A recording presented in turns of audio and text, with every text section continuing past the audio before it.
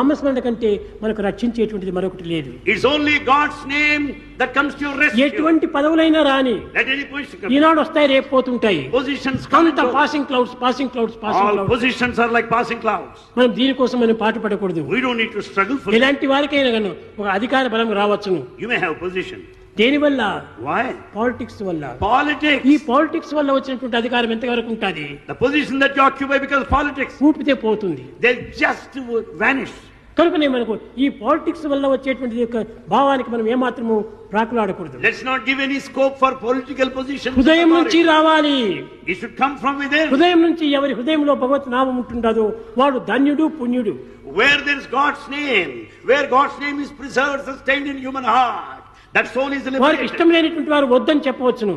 And those people who do not relish this, నీకొద్దు నాకు కావాలి.